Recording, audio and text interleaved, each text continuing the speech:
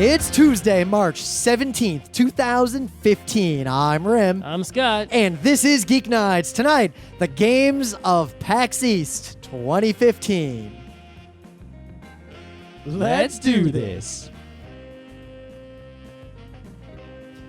God, we keep missing like weeks of shows at a time because like we get back from a PAX and then I go overseas or some bullshit and that happened again. So the last show we did was the games of PAX South, and I guess now it's time to talk about the games at PAX East because another PAX happened. There are no more PAXs until PAX Prime in September. Yep. Well, August, I guess. It's a long time from now. And of course, in between, we've got ZenkaiCon Anime Boston. but those are only on weekends. Those aren't overlapping any show days. True. But I'm going to London again next week, so. Well, other than you going somewhere, I see no reason why, barring something else crazy happening, that we won't have a lot of usual scheduled Geeknights episodes.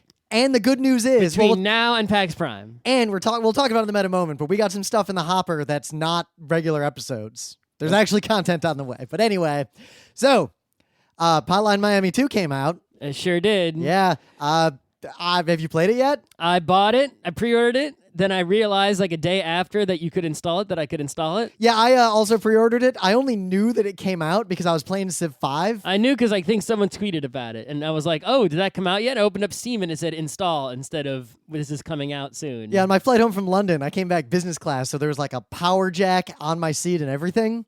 So I played Civ 5 the whole way home. And I'm about halfway through a pretty good game, so I just kept playing it after I got home. And then I stopped the game to like take a break, and then that Steam news was up that you always ignore because it's just an annoying pop-up. I turned that off. Yeah, I forgot. I just didn't think to, and it's like, hey, Hotline Miami 2. And I was like, all right.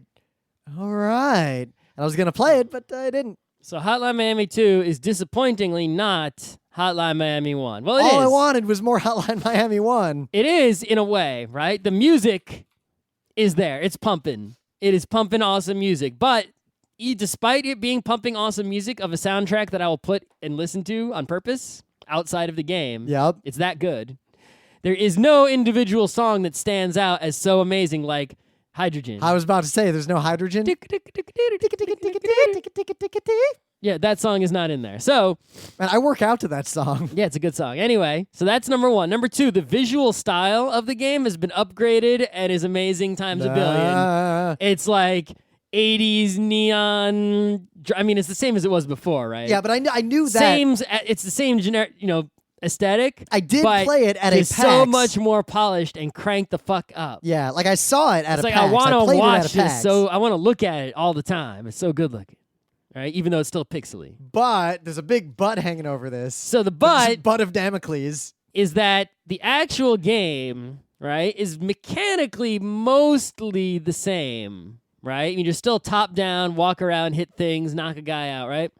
But it seems like there have been subtle changes to the mechanics, like in the terms like the way the doors, hit a little bit. It feels like it's been changed slightly. And Now that would be fine because some of that stuff was kind of broken. It feels like it's been sped up a little bit. That would be good too. But really, it's how in the early, it's like they made these subtle changes, but somehow only subtly changing things has fundamentally changed what the game is about. Hotline Miami 1 is about puzzle solving. Like, okay, I can take all these guys out, but what order do I do it in? Yep, Do I have I'd be to like, do... door, shoot, back. Like I'd have this like right, okay, there's a game room pattern. with 3 guys in it. I can see that one guy is walking around in a circle, so I got to open the door when he's next to the door. He has a baseball bat. I can immediately grab that and throw it at the guy with the gun before he shoots me. The other guy's a melee guy, so he's going to rush at me. I can just punch him out. Then I can run over and get the gun and kill everyone, and that's how I'm going to take this. And it's about, once you figure it out, pretty easy to execute in Hotline Miami 1. It's all about rhythm, beats, and of course, the game did randomize a little bit, so you couldn't have like 100% strategy, but that was like, it was good. It was like strategy plus like tactical deviation when things don't go the way you plan. Later on, in the later levels of Hotline Miami 1, shit was balls hard, right? Where it's like, you'd feel like, oh, that hurt really bad, or, oh, man, this is so frustrating. I can't do this, even though I figured it out, right? Yeah, there were one or two where I'd wait until, like, a rando had a knife, and then I could do it, and I couldn't really unless I got that knife. Yep. So, Hotline Miami 2 is pretty much, instead of like having the same sort of, curve from, easy to hard, it just pretty much picks off where Hotline Miami 1 left off in terms of hard. It's now, just like... That I like. It's not good for the game or gamers as a whole, but it's good for me. It's like the problem when I play a new Advance Wars and the whole first half of the game is completely stupid. That is true. See also Metroidvanias. Sort of. Yeah. But the other problem is that it's just sort of unfairly hard, right? Yeah, I saw like Mitchie D tweeted something to the effect of most of his deaths were off-screen gunshots. Yes, most of my deaths are off-screen gunshots. For example, it's like there's a spot where it's like, okay, you can press shift and move the mouse around to see farther, but there's a limit to how far you can see. So I can see like, okay, I'm going into a hallway. There's a guy patrolling. He comes near the door. I just have to open the door when he's near it. The hallway is otherwise empty. At the other end of the hallway, I can see that there's a window. Right? But I can't see farther than the window. So there's nothing I can really do about that. So I wait for the guy to come. I push the door down. I grab the guy's weapon. And then I try to go and seek cover. While I'm seeking cover, bullets come through that window that was so far away. Because now that I've moved like a very small amount, I've now moved to in range of that window. And this line of sight from this bad guy with a gun beyond that window who has... basically all the bad guys are crazy fast and have perfect aimbots. See, now, at least in 1, like, there are a small number of places that were like that, but that was like a turret in Portal 2. Like, that was just like, this you is bump like into the it once. beginning of the goddamn game. So far, every level has at least 1 or 2 bullshit spots where you sort of just get killed by guys that are off screen that you couldn't know about, and you can either go ridiculously slowly and still fail occasionally, or just go for it until eventually you manage to not get killed by some bullshit. This is actually kind of disappointing because it's much like how like Bionic Commando Rearmed was amazing, and then they made a sequel that just like it had that little jump hop and like they changed a few little mechanics, and the game just wasn't spiritually true to the thing I actually liked. See, also every WarioWare before or after the GameCube one. So, I mean, it's not an awful game. It's still Hotline Miami, right? I'll still play it. It's just not as good as Hotline Miami 1. It's not going to like, the thing is, if it had been as good, it would have like turned this into like an epic series of like, oh my God, where's Hotline Miami 3? Let's go, right? This shit is for reals. It's not going to stop. Maybe they hit their sophomore slump. Right. Like it would have been, a new, whole category, right? Like Zelda or Mario as a category. Well, I mean, look at the longevity. Of course, it kind of petered out and stopped of the Castlevania, Metroidvania games. Like, they died now. Like, they don't really come out anymore. But they're not dead, though. Everyone wants them. Just no one fucking makes them. So, yeah, but they're dead. See, also, all the kinds of games we like. But make Symphony of the Day or some shit. But those games are all pretty much identical. Super Ridley. I don't know. Yeah, and yet I like the shit out of every one of them. So... I feel like unless you are like one of those like auteur game designers and you have like this brilliant vision of like how to push a game in a different direction or in a new direction, don't make a Zelda 2, just make Mario 3. Yes. Yes. Yes. So wait, what I said was don't make an okay game, make literally one of the greatest games ever made in the history of gaming. Yes. Just do that and you'll be fine. Yeah, that's the thing is they made a sequel, right? And when you make a sequel to say Super Mario Brothers, your sequel is supposed to be Mario 3.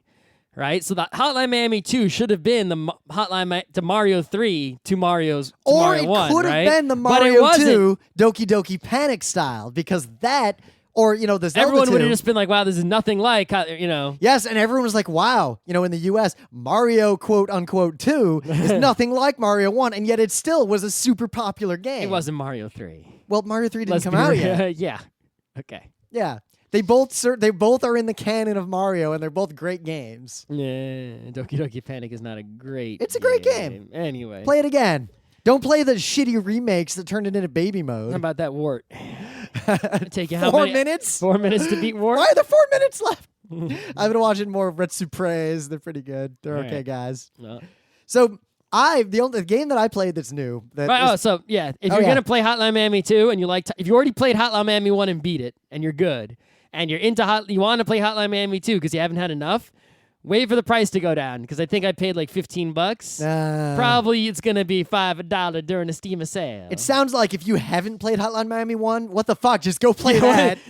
How come you didn't get that in the Steam sale? I mean, you might say, but Rim and that Scott. game is still amazing. But Rim and Scott, that game is uncomfortably violent, and the answer is yes, it is really uncomfortably violent. The new one, actually, when you first load it up, it says the sexual violence. Do you want those scenes to not appear? Yes, no. You know, that's a good thing that they did, I think, because there are people who otherwise couldn't play the game or would play the game and then have a bad time. So it's a lot like XCard. Like, I wish more games did things like that. Yeah, it's not like we're going to remove this stuff entirely from the game. It's like... It's Yo Dog, like... It's not like a movie where you can't choose. Everyone has to watch the same movie.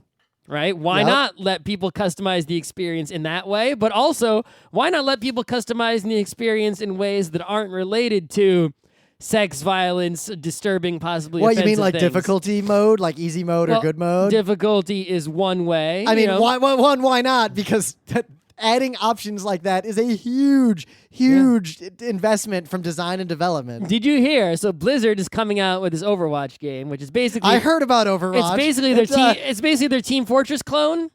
And it's a Team Fortress clone, but made by Blizzard, so it's going to be super polished and whatever, right? Yep. They have to go in a slightly This different seems direction. to be Blizzard's new thing. Seems to be look at every genre of game that's popular and make the best, super polished with all our knowledge and skills game in that genre. Which is interesting because Valve also makes the super polished games. Valve and Blizzard are pretty much going head to head lately. Yeah, so the fact that Valve and Blizzard have in every category. Yeah, will both have Dota versus Heroes of the Storm. Yeah. Right? Now you got Overwatch versus TF2. It's on. Anyway, if you want to do a good panel at a convention and you want to beat us to the punch, compare the two headliners in each genre from these two companies from a design perspective. So anyway, the reason I thought of Overwatch just now is because there was a very ripe discussion about the FOV of the game, which is being locked in at, I think, not less than 90. Well, I think it was 60 or 75 or something. Fuck it. Never mind. Not playing it. And you can't change that shit.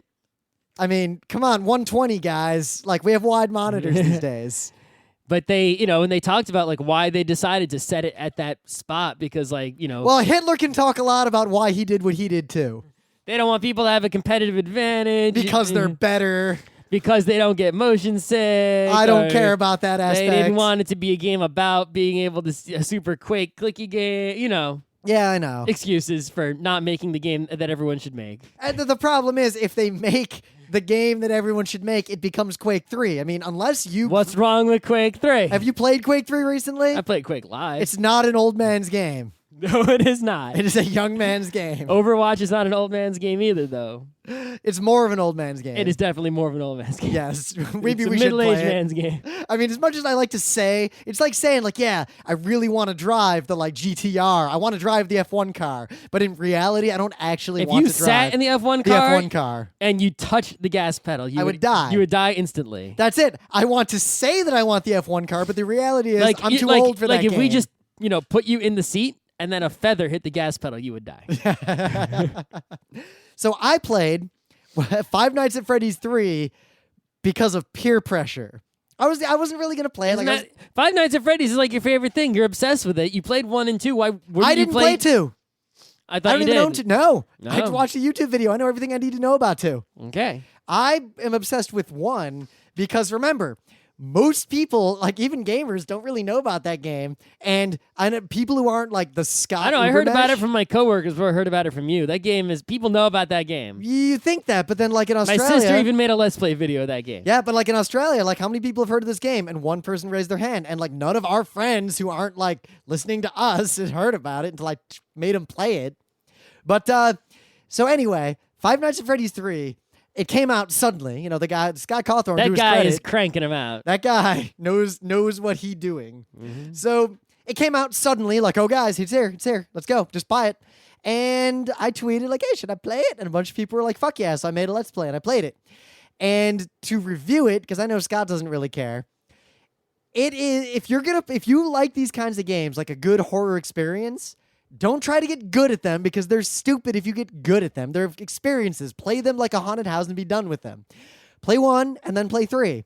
I don't think 2 is actually probably that good of a game if you want that kind of experience. But won't you not know the story if you don't play 2? Unless you really pay attention, you're not going to learn the story fully from playing the game. You're going to learn the story from playing the game and seeing like Springtrap's death and all this stuff. And then you're going to go to like some wikia and just read what other people figured out. Because you got to do some crazy bullshit to actually find out like what happened to those kids.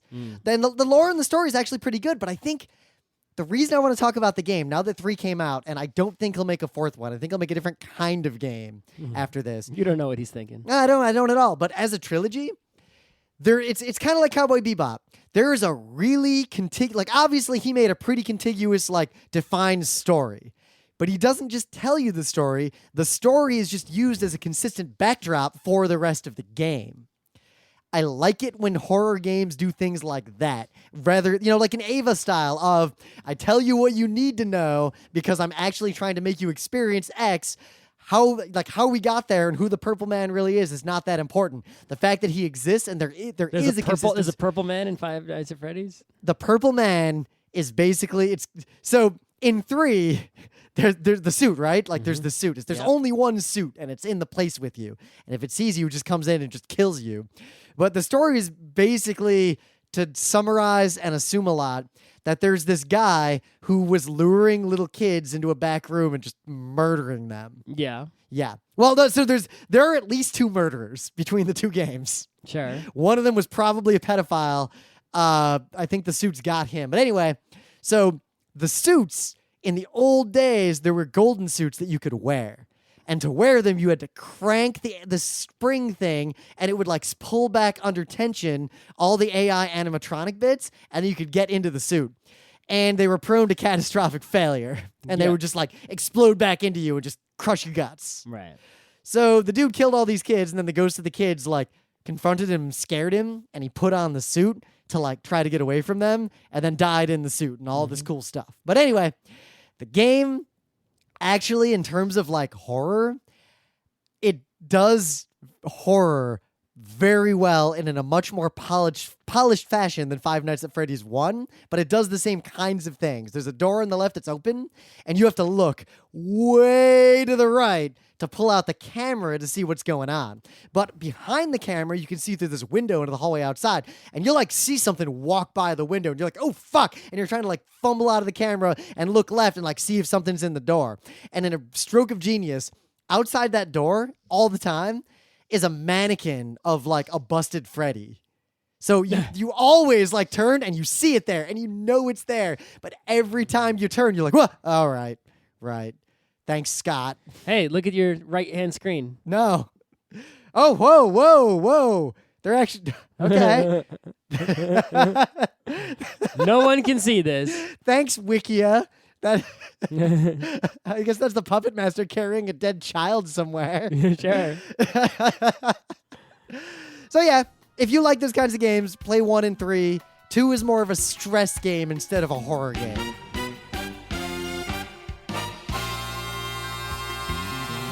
But anyway, things of the day. I have a thing of the day that I practically guarantee none of you have seen unless you subscribe to my like stream on YouTube, because I just liked this video like a couple hours ago.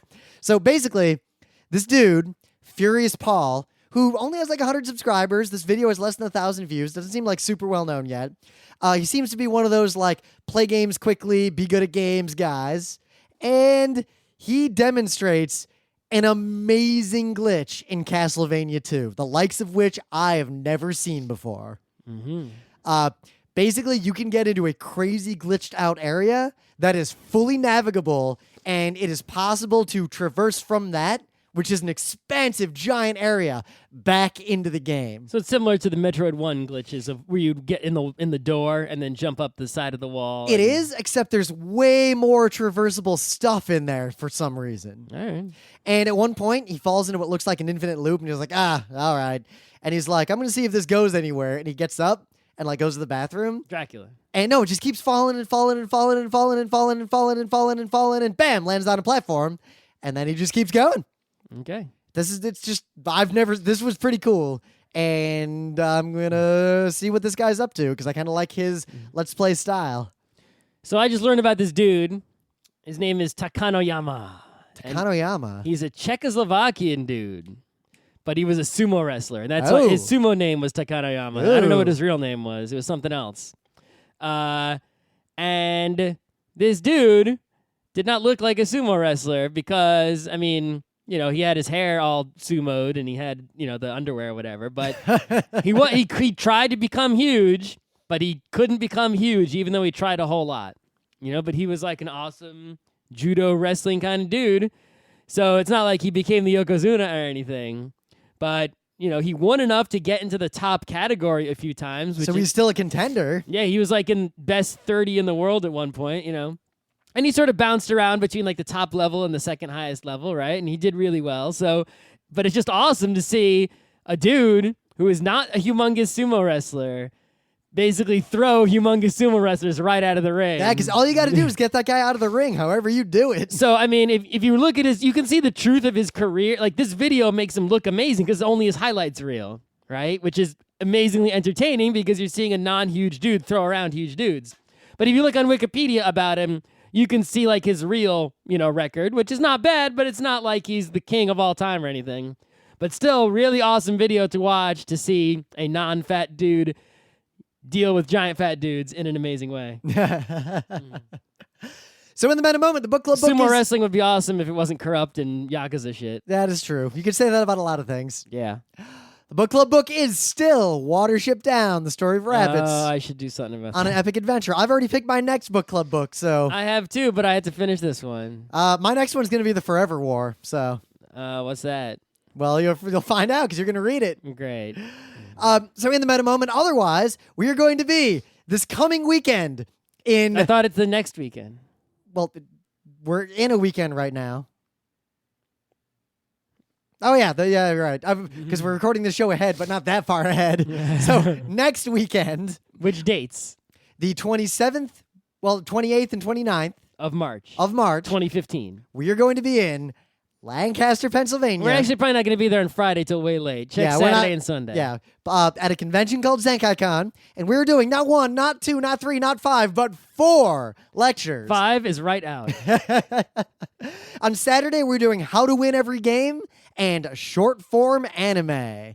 So like Dameka Dobutsu type shit. Mm-hmm. And then on Sunday, we're doing Why No One Will Game With You and anime openers from around the world. Mm-hmm. Completely revamped. I found some like Italian Lupin that'll make you cry. Will it? It might. It's really bad. Okay. And we're going to be the weekend immediately after that in Boston at Anime Boston performing a bunch of panels, I assume. They haven't really finalized the schedule yet, so I can't say what or when, but none of our panels will be Friday morning because we're not actually getting there till Friday afternoon. Well, if they don't, then we just won't go. We'll just cancel our hotel room and not go. Well, all our panels are 9, 10, 11, and 12 a.m. and 12 p.m. on Friday. Sure. But I imagine we'll be doing, as we've done every year since we started this tradition, among other panels, judge anime by its cover, where we'll judge the coming season of anime entirely by its cover. Mm-hmm. However, I was already wrong about one because based on its cover, Maria the Virgin Witch, I thought was going to be a really bad show, and it's actually really funny and Slayers-like. Oh, okay. Yeah. So, but the problem we're going to be talking about the next season, so don't worry about the ones you already messed up. But had we judged this season that I'm watching right now by that, there's one we might have been wrong on. I mean, we're not 100% perfect. Well, in the inaugural one, we were wrong about one show, and that show was Sailor Moon Crystal. We thought it would be good. I didn't think it would be good. I don't remember. I mean, there's recording of me and what I said, so I don't remember. Yeah, you know why I know But I we pretty said much that? remember being skep. We were skep because it hadn't come out yet and had been delayed heavily. But someone, I tweeted a while ago, I was like, hey, it's been a couple years. Were we wrong about any of these? And 2 people said, feeling salty about Sailor Moon. So I think we were wrong about that one. Maybe. Otherwise, I assume we're going to be at PAX Prime. Start paying attention for, hotels and badges and all that because they sell out faster than pretty much any con. PAX Prime badges and hotels go on sale really goddamn soon, perhaps this week. Yep. Keep the eyes out. And visit us on the internet. There's a lot of places on the internet that you can find us. Your Twitters, your Facebooks, our official website, our official forum, Twitters, everywhere. Our forum's been smoking lately too, and there's some amazing Gamergates trying to argue their case. It's like a bunch of I don't want to say rabbits in the lion's Our den. forum is not a place that a Gamergate wants to go. That would be like, someone with a sensitive nose going to the trash dump. It is interesting because I give those two gentlemen points for persistence. If nothing else. Well, they haven't actually, said something absolutely horrible that we would, have to ban them. They've just revealed that they're awful people. Yeah. Still funny how none of those people have appeared at any conventions that we've been to. Fancy that. Yep.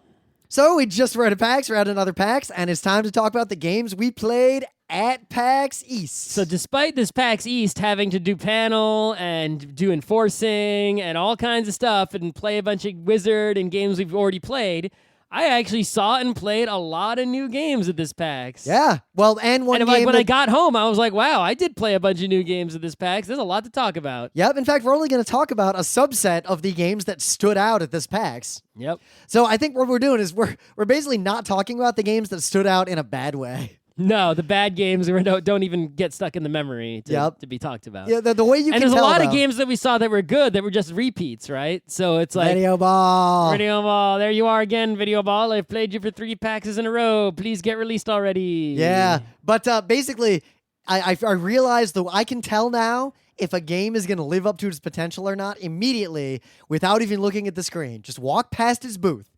If there are marketing type people aggressively selling you on it, bad. It's guaranteed bad because the best games like Videoball, the game is just selling itself and they're just standing there watching. Right. There are also a lot of, especially in the indie games area, which is where all the things you have to pay attention to are, because there's nothing to pay attention to in the big industry area at all. A lot of the games are starting to just look like rehash whatever. Like I'm like, oh, there's another pixelated, stylized Metroidvania game that's not as good as Super Metroid. Don't need to play that. Yep. Oh, look, it's Ghetto Smash Brothers. Oh, look, it's another shmup. Okay, I'm done with that. Ooh, someone's trying to make a MOBA. Yeah. It's Indie MOBA. Here's another crappy, iOS mobile game. It is amazing how many people buy a for real booth, not an indie booth, but a for real big money booth to show off their 99-cent iOS game. Guys, those games are not that good. I can't imagine you get 10,000 sales because you're at PAX. There was a game that basically looked like Magical Drop, and I was like, ooh, and it's like, no, it was way worse than any. I mean, it was a puzzle game. You could play it. It was way worse than pretty much any puzzly game that I had ever played. What really amazed me, though, was that Smash Brothers clone, because it was just a really, really bad... it looked like Smash Brothers if it was a high school development team's project to make it for a quarter. Yep. It was just not... So let's talk about the ones that stood out and weren't just rehash garbage. VA-11, Hall-A. In other words, Valhalla. Abandon soberness, all ye who enter here. This game was amazing. So, this game, I looked at it and I saw somewhat pixelated, really, really good anime art. I was already like, all right, you have my attention. I will see what your game is about. Then I saw that it was all cyberpunk styling anime arts. And I'm like, anime characters in cyberpunk world, I'm already going to now read every line of text that you have written anywhere in your booth and talk to you peoples, right? Then I found out even more amazing positive information. This game is a cyberpunk bartending simulator. That is what it is. The way it works is very similar to another amazing game of our era. Papers, please. Papers, please. Instead of checking passports for validity, people come up to you, because you're a bartender, and you produce for them beverages of various natures by combining ingredients. Instead of a book telling you how to tell which passports are legit and not, there is a book of recipes. And you have ingredients, and you prepare the beverages and serve them to the people, and they talk to you. So really what it is a visual novel.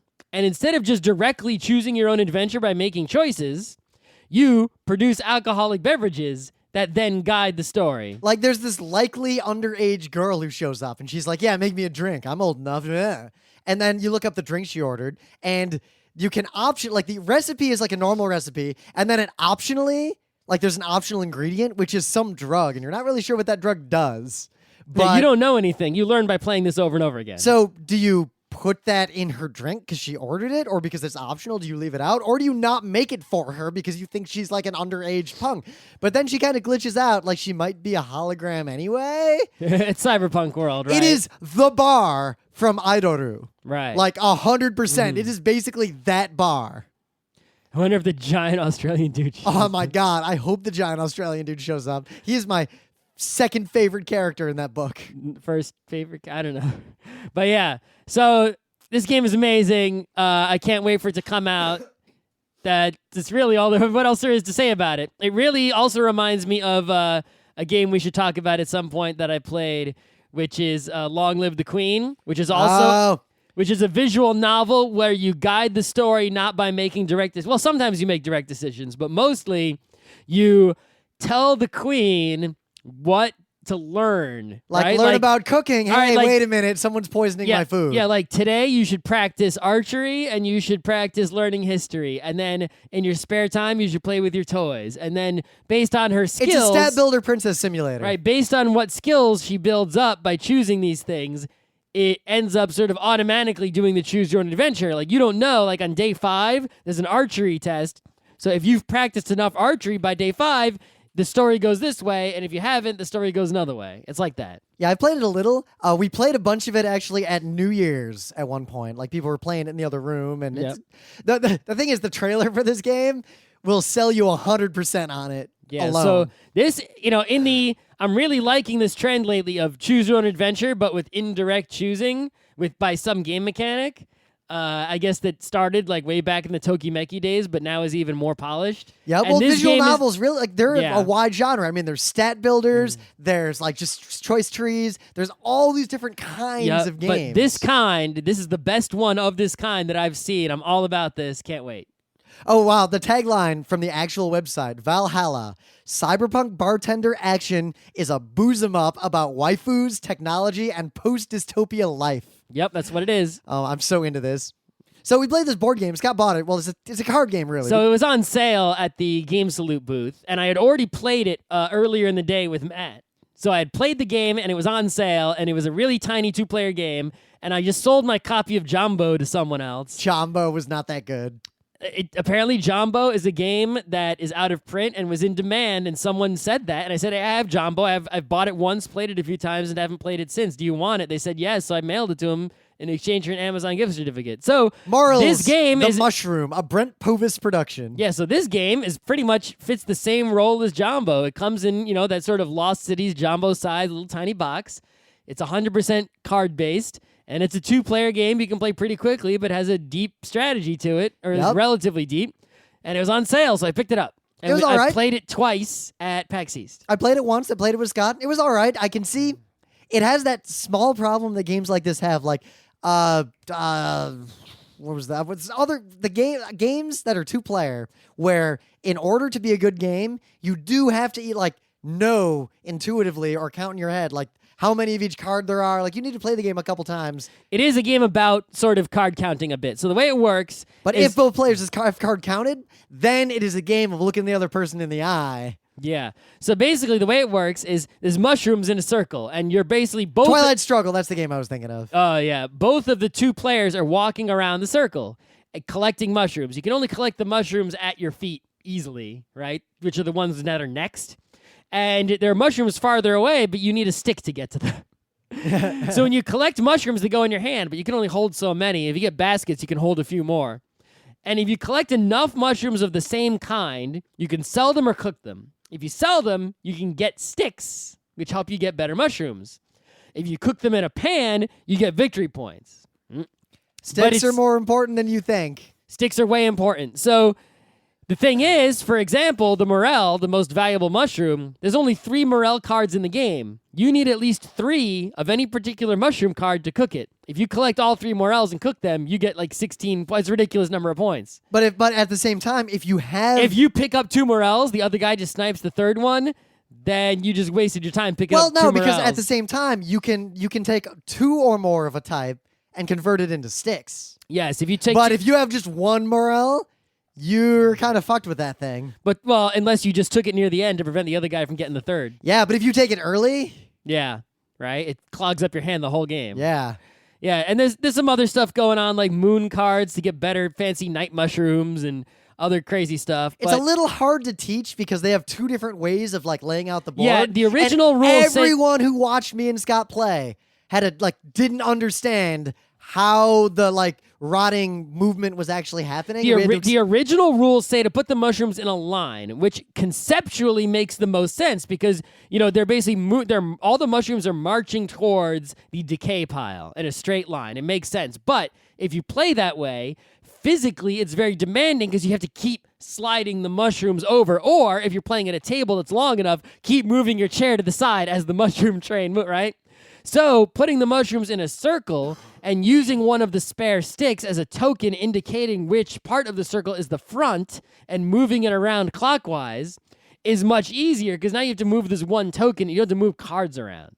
So the circle way is better, but it's harder to understand if you've never played it before. So I think the best way, having played it now, is that I feel like you should teach with the line, and once someone gets it, just play with the circle. Yeah. Because once you get the line, the circle makes perfect sense. Yep. Anyway, but it was a pretty fun game. If you're looking for a 2-player game that comes in a single box that is cheap and doesn't take long to play, that has some good replay value to it, get Smash Brothers. Get Lost Cities because that's the greatest of all time. Yep. If you don't want to get that, you should probably just get Netrunner. And then maybe get Morels or maybe Battle Line.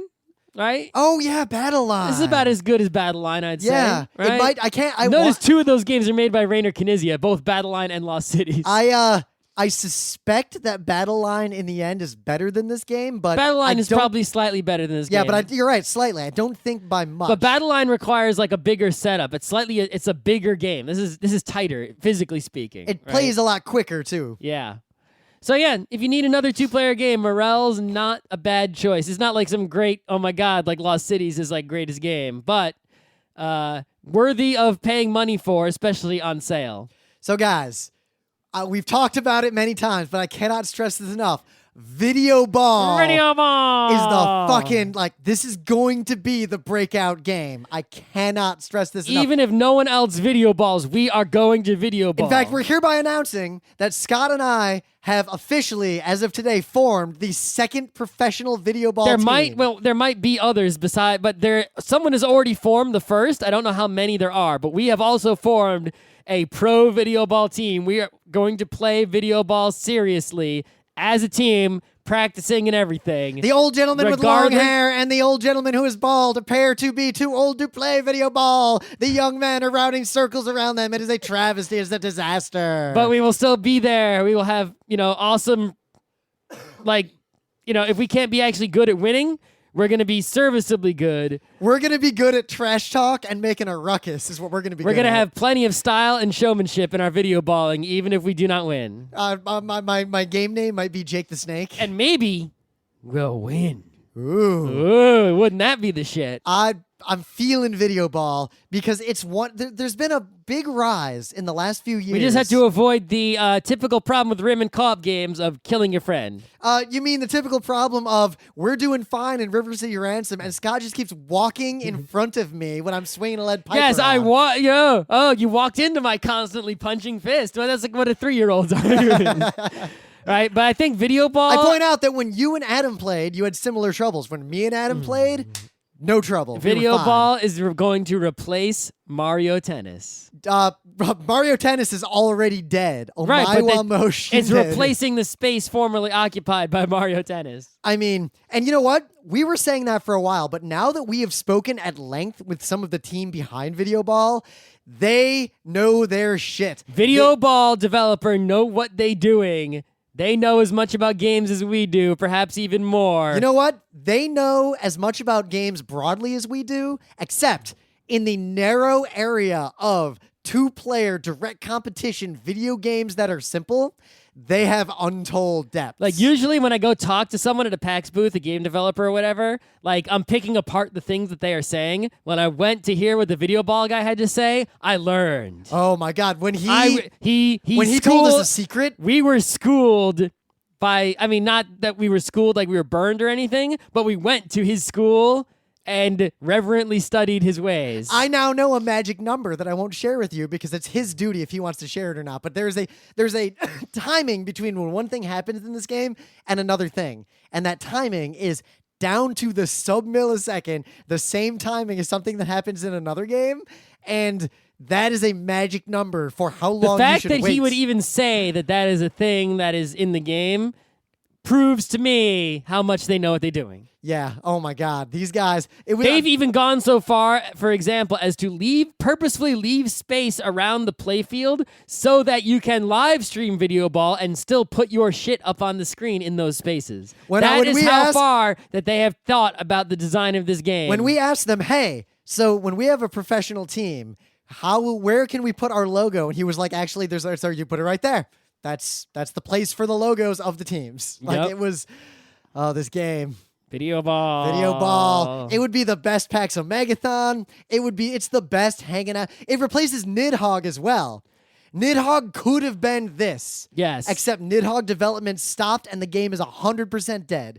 This will go where Nidhogg failed to go. We're going to make it happen no matter what. You know what? If you all don't get on the Videoball train with us, I'm riding it away into the sunset we need by to myself. form, even, despite us entering Scott, into the Videoball NYC, we're forming the New York City Videoball League. Sure, let's do it.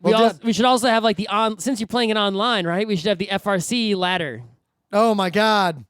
Is there a website the same way the Penny Arcade has a ping pong ladder? Is there a website that just maintains ladders for you? I don't know if Challenge supports it. I'll look into this. I don't want to make one, really. Me either. Nah. Anyway. Oh my God, Videoball. Videoball. Wait till this fucking game comes out. We're gonna just much like when My Little Pony came out. Once Videoball is out, we're gonna be insufferable and talk about nothing but Videoball for like months. Yep. Also, New Ponies is coming out in like a month. I didn't know that. Yeah. Oh, Gravity Falls has gone off the chain. So has Steven Universe, Scott. I only watched a few Steven Universes. Yeah, Steven Universe. Like the one with the broken Scott, teleporters. Steven Universe. And I'm going to say the names of 3 properties now, and you're going to wonder how the fuck I'm relating these to Steven Universe. Utena, which you can kind of get. Yeah, I already saw that part. Evangelion, the Culture series. Saw the Culture part. No, you didn't. You think you did. Okay.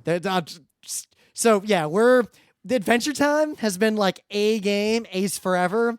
Gravity Falls and Steven Universe, there's talk. If you gave us enough money to quit our jobs and do Geeknights full time, there would be Geeknights Presents Gravity Falls. There would be Geeknights Presents Videoball. Send monies to me. We would need $210,000 a month, and we would do Geeknights for you full time. Okay. Yeah, that's not going to happen. Even a rich dude who's got $1 million would be broke in 5 months. You know what's funny, though? I was in London at this finance conference. Wait, don't you mean $210,000 a year? Yes. Yeah, so you'd be broke in 5 years, the rich guy. Yeah, yeah, that's fine. So, you say that first number first just in case. Right. But I met people when I was traveling at these conventions who make easily double what I make. And more than one of them asked me privately multiple times, how can they get into video games? They would do almost anything to work in the video games industry. How much money do you have to throw around, double rich guy? Yeah, I was like, really? Buy your way in? Or be a brilliant game designer?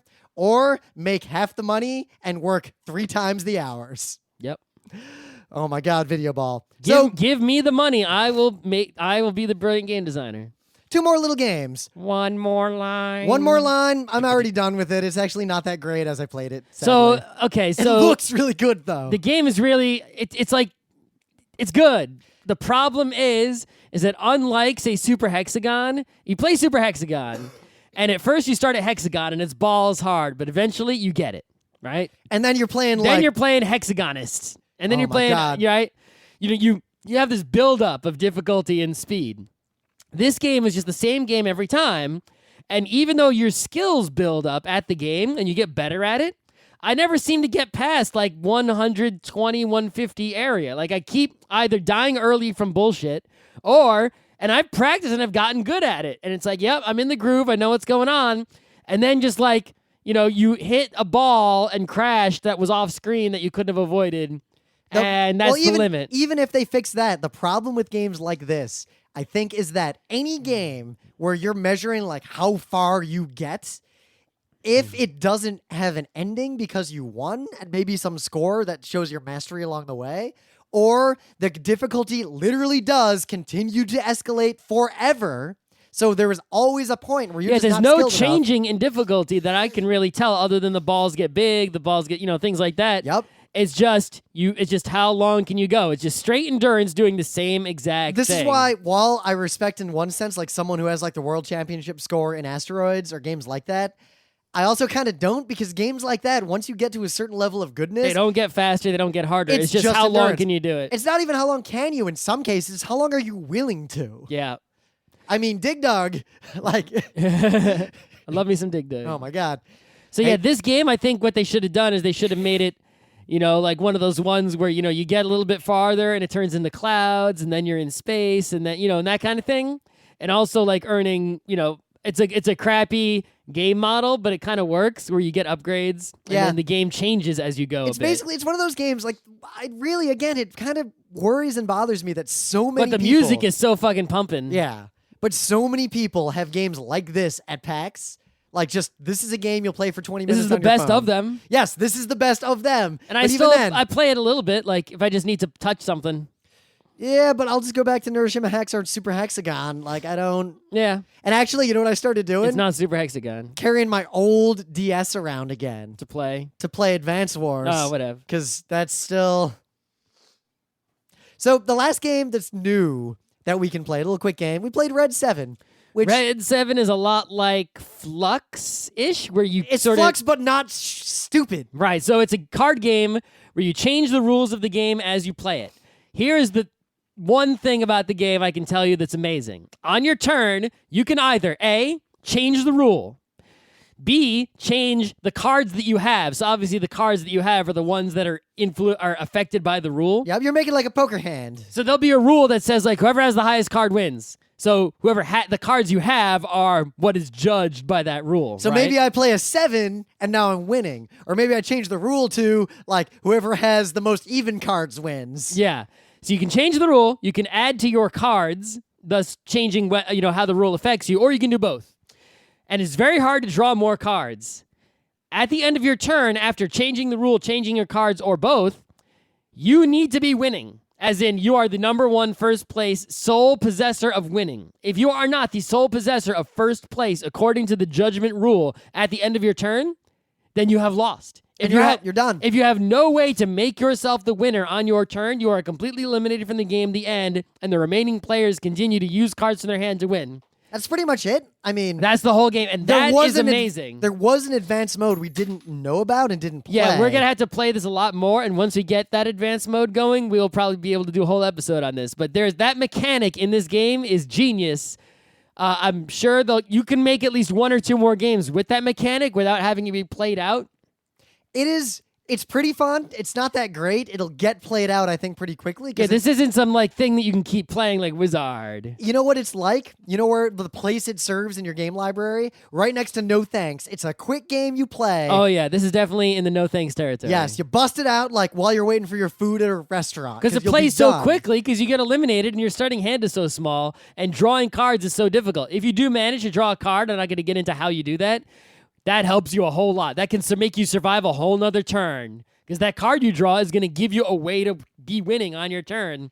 And then everyone else has to do it one more time before it gets back to you. It's also a Carl Chudik, so you can see why it's already like at this pretty good level. Yeah, that's the Glory to Rome guy, right? There's another designer here. Is that the Glory to Rome guy? Yes. Yeah. But there's another guy, Chris Sizlik, who I don't know who that is, actually. All right. Co-credited as designer. And I don't recognize any of the other games this person has done. Okay. Adorable Pandering. I like that. It looks like an expansion to Innovation. Which is also, Innovation's also the same guy. Rolling Ramparts. That sounds like a good name, but... Why don't we make Rampart the board game? This doesn't necessarily look good. No, I mean, why don't we make real Rampart the board game? You know what should have been that? Castellan. Oh!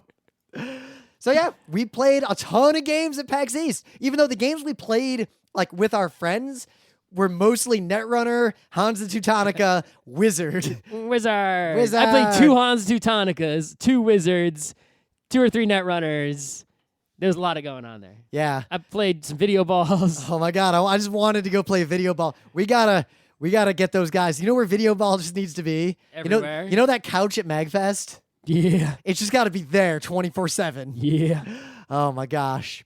Yeah, we talked to these guys at length, and we'll have some video as soon as I have like a month-long backlog of video to edit for you guys, and I apologize for that, but I'm going to put to the top of the queue the discussion we had with some of the video ball people at PAX, because that was, you're going to get some schooling.